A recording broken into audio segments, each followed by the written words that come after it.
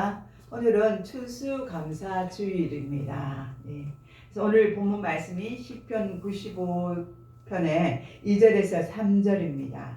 또 주제는 감사함으로 하나님께 나아가자라는 주제를 가지고 여러분과 함께 은혜를 나누길 원합니다.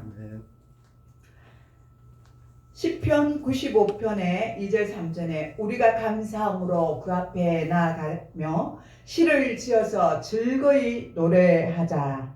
여호와는 크신 하나님이시요 모든 신들보다 크신 왕이시기 때문이로다. 이렇게 말씀하고 있습니다. 또 시편 104절에 보면 감사함으로 궁문에 들어가면 찬송함으로 그 궁정에 들어가서 그에게 감사하며 그의 이름을 송축할지어다. 이렇게 말씀하고 있습니다.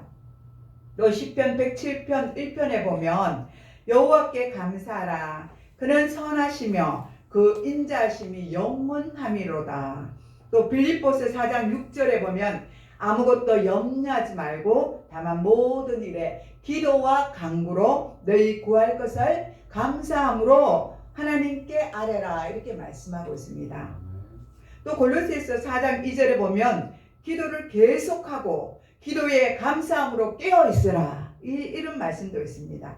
또 마지막으로 보면 마지막이 아니네요. 에베소서 5장 20절에 범사에 우리 주 그리스도의 이름으로 항상 하나님 아버지께 감사하며 이렇게 되어 있습니다. 또 마지막 골로새서 3장 16절에서 17절에도 그리스도의 말씀이 너희 속에 풍성히 거하여 모든 지혜로 피차 가르치며 권면하고 시와 찬송과 신령한 노래를 부르며 감사하는 마음으로 하나님을 찬양을 하고 또 무엇을 말하든지 말이나 이래나 다 주 예수의 이름으로 하고 그를 힘입어 하나님 아버지께 감사하라. 이렇게 기록되어 있습니다. 이 밖에도 더 있습니다. 그러나 너무 길어서 여기서 줄였습니다. 오늘은 너무나도 감사한 추수감사주일입니다. 우리가 이 1년에 한 번 추수감사를 지키고 있습니다. 추수감사절은 1년 동안 수확한 걸 가지고 하나님께 감사드리는 그런 기념일입니다. 원래 미국에서 제일 큰 명절로 이것은 지켜지고 있습니다. 물론 영국에서도 지켜지고 있습니다. 이날 가족끼리 모여서 파티를 열고 또 칠면조를 구워서 요리를 해서 온 가족들이 함께 모입니다. 그러니까 멀리 떨어져 있던 가족들이 이 추수감사절이 되면 각지에서 다 모여서 가족과 함께 모이기를 시작합니다. 그러니까 우리나라의 거의 추석과 같은 그런 명절이라고 생각하면 되겠습니다. 우리나라에서는 매년 셋째 주일로 이 추수감사절을 지키고 있습니다. 요즘은 각 교회의 형편에 따라 지켜져 나가고 있기도 합니다. 해마다 추수감사절이 되면 우리 설교자들은 기쁜 시름에 빠집니다. 왜냐면요, 하도 어릴 때부터 들어왔던 이 추수감사절의 말씀이 똑같을 때가 참 많이 있었거든요. 그래서 고민스러울 때도 참 많이 있습니다. 똑같은 내용을 늘 들어오는데 어떤 내용으로 전해야 할까 하는 그런 고민에 빠지기도 합니다. 이번 추수감사절은 어떤 설교의 본문을 가지고 어떤 감동적인 예화로 설교를 하고 성도들의 마음을 사로잡을까 이렇게 생각도 해보았습니다. 무엇보다 한 교회에서 오랫동안 많은 시간에 걸쳐서 설교하시는 분들은 새로운 예화 제목을 찾느라고 정말 많이 또 고민을 하고 있습니다. 혹시나 성도들이 잘 알고 있는 오래된 그런 캐캐묵은 예화를 사용했다가 감동이 희석될 수 있지 않을까, 뭔가 좀 더 색다른 그런 예화가 없을까 하고 애쓸 수도 있는 그런 시간들입니다. 저도 아주 오래부터 추수감사절에 대한 예화를 많이 들어왔습니다. 어릴 때부터 들었으니까 얼마나 많겠습니까? 그런데 거의가 비슷해요. 똑같은 내용을 가지고 거의 할 때가 참 많이 있습니다. 그래서 막상 준비하려고 하니 새롭게 다가오는 새 예화가 없었습니다. 오늘 추수감사주일 설교로 준비하고 고심하는 끝에 또 가만히 보니까 찾아보니까 감동적인 예화를 하나 찾았는데 그것을 여러분에게 소개할까 합니다. 이 예화에는 대부분의 설교자들에게는 잘 알려지지 않은 내용일 가능성이 많이 있습니다. 그렇다면 이것을 접하는 성도들에게는 틀림없이 처음 들려지는 이야기일 것이라 생각하고 전해드리길 원합니다. 설교할 때 좋은 예화 하나가 설교를 완전히 살리기도 합니다. 근데 예화를 잘못하면 또 그 예화 때문에 설교를 망치기도 합니다. 예화는 설교의 부록 정도가 아니라 그 자체가 설교를 구성하는 중요한 요소를 가지고 있습니다. 그래서 많은 설교와 예화를 들려주려고 애를 쓰기도 합니다. 오늘 들려주는 예화는 1620년 9월 6일자의 예화입니다. 영국의 청교도들이 메이플라워를 타고 미국 동부를 향하여 출발했다는 얘기를 다들 알고 계시는 줄 믿습니다. 그런데 거의 비슷한 시기에 메스터호라는 배를 타고 위험한 항해를 하며 남미로 간 청교도들이 있었다는 사실도 알고 계시는지 모르겠습니다. 많은 분들이 메이플라워에 대해서는 잘 알고 계시지만 메스터호에 대해서는 대부분이 잘 모르고 계실 거라는 생각을 합니다. 어떻습니까? 잘 알고 계십니까? 잘 모르시죠? 예. 그들은 모두 같은 신앙인으로서 영국 교회에서 열심히 출석하던 그런 사람들이었고 또한 신앙의 갈망과 자유가 필요한 그런 사람들이었습니다. 그러나 북미로 가던 메이플라워와 남미로 떠나갔던 메스터호에는 처음부터 근본적인 차이가 있었습니다. 그게 무엇이었겠습니까? 그것은 바로 동기의 차이가 있었습니다. 물론 남미로 간 사람들에게도 신앙적인 동기가 전혀 없었던 것은 아닙니다. 그러나 그들이 남미로 가려고 했던 가장 큰 동기는 믿음의 신앙을 지키려는 동기를 가지고 출발한 것이 아니라 황금과 같은 물질을 찾아서 떠나갔던 것입니다. 그들은 하나님보다 남미에서 엄청난 양의 금이 있었는데 그 금을 발견되었다는 큰 소리와 소문을 듣고 그들은 고심한 끝에 새로운 대륙에 가서 새로운 기회를 잡아 부자가 되겠다는 꿈 때문에 메스터호를 타고 떠났다고 말씀하고 있습니다. 물질은 예전이나 지금이나 우리를 유혹하는 가장 위험한 것입니다. 그러나 물질은 우리에게 가장 필요합니다. 그러나 우리 믿는 자들은 현실을 보는 것이 아니라 보이지 않는 하나님의 믿음으로 믿고 살아가야 하는 것입니다. 그 반면에 이제는 미국으로 갔던 사람들은 금과 같은 물질 때문이 아니라 마음껏 자유를 섬기기 위해서 신앙의 결단을 하고 그들은 떠나갔던 것입니다.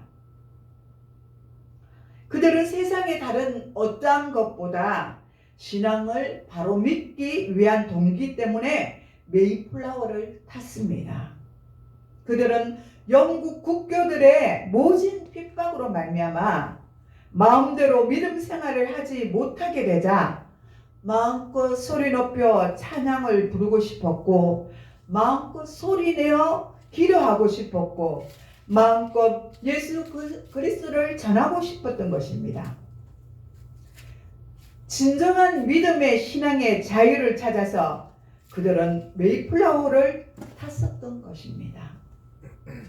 똑같이 신앙생활을 하던 두 그룹이 각기 다른 생각의 동기로 제각기 다른 곳을 보고 그곳을 향하여 위험한 항해를 출발하여 떠나갔습니다. 그런데 이들의 결과는 어떻게 되었습니까?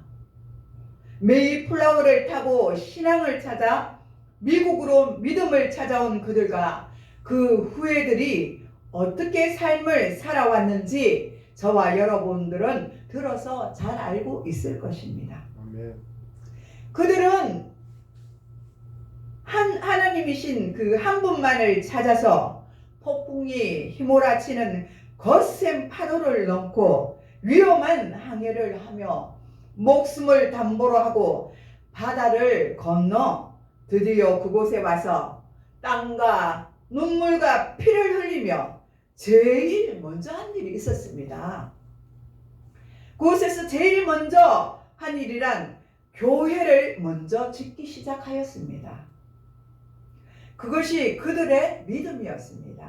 아멘. 물론 지금 미국도 그들의 믿음의 선배들이 일궈놓은 신앙을 망가뜨리고 있기는 합니다. 그들은 믿음의 형제들이 죽어감에도 결코 교회를 완공하였습니다. 먼저 우리 마음에는 그랬잖아요. 먼저 우리가 거처할 처소를 우리는 찾지 않습니까? 먼저 우리 집을 짓고 난 다음에 교회를 세워도 되지 않겠어? 이렇게 생각하지 않겠습니까? 근데 그들은 제일 먼저 가장 먼저 미국 땅으로 건너와서 한 일이 교회를 먼저 지었습니다. 그리고 자기가 살 그 집을 후에는 짓게 되었다는 것입니다. 1년 동안 춥고 배고픔 그 배를 움켜잡고 그리고 농사를 짓고 추수를 하여 하나님께 드리면서 그렇게 해서 추수감사절을 지킨 것이 오늘의 유래가 되어서 우리가 지키는 추수감사절입니다. 믿음의 동기 때문에 북미로 간 사람들은 신앙의 놀라운 일을 경험하였을 뿐만 아니라 물질의 풍성함도 누리게 되었습니다. 미국은 세계 제일의 부강한 나라가 되었지 않습니까?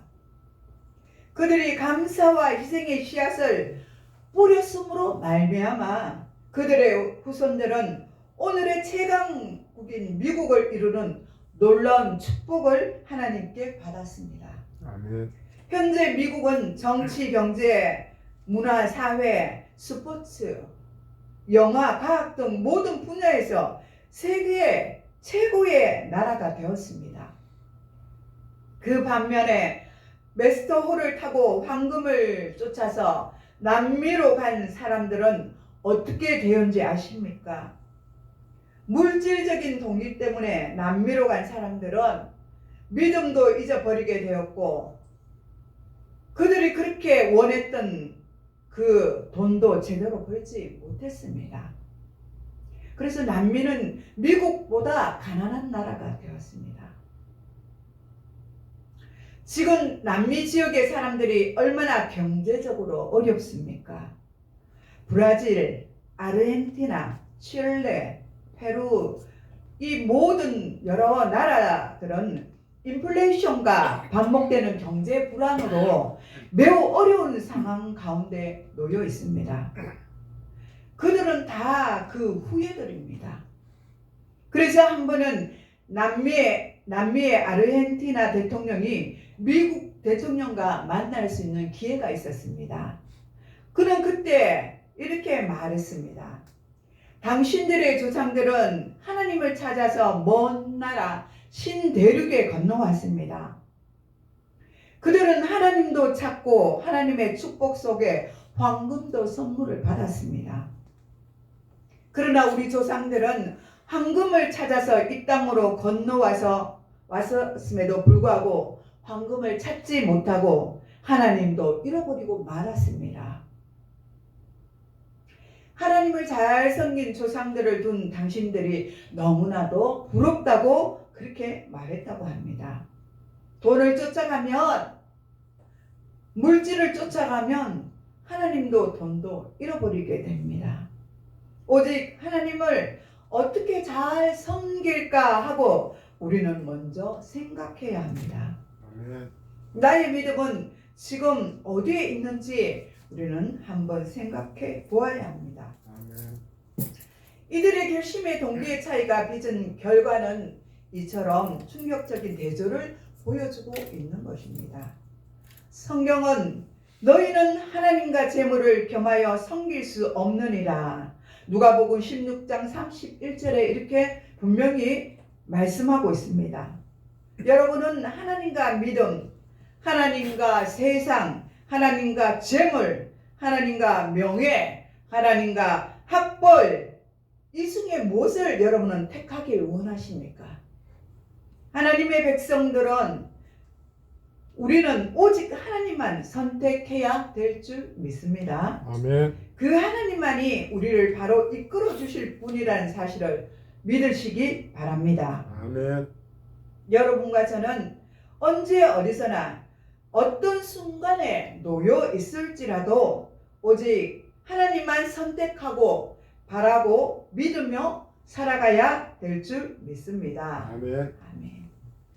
또 늘 우리는 감사의 조건들이 늘어나고 넘쳐나야 합니다. 우리의 삶이 조금 어렵다고 우리가 감사하지 아니하면 안 됩니다. 우리가 감사할 때 하나님이 풍족함으로 우리에게 채워주시는 것입니다. 아멘. 저와 여러분, 하나님이 주시는 그 모든 것들을 우리는 기대해야 합니다. 아멘. 우리를 위해서가 아니라 하나님 나라와 하나님의 의를 위해서 기도하고 기대하면서 나아갈 때 하나님께서는 우리에게 모든 것들을 채워주시는 분인 줄 믿으시기 바랍니다. 아멘. 기도하겠습니다. 하나님 아버지, 오늘은 추수감사절을 맞이하여 늘 하나님 아버지께 감사하며 찬송하는 저희들이 되게 하여 주시옵기를 간절히 기도합니다. 세상의 풍조를 따라서 우리는 살지 않고 오직 우리가 믿음으로 승리하는 그런 하나님의 자녀들이 되게 하여 주시옵소서. 예수님의 이름으로 감사하며 기도드리옵나이다. 아멘.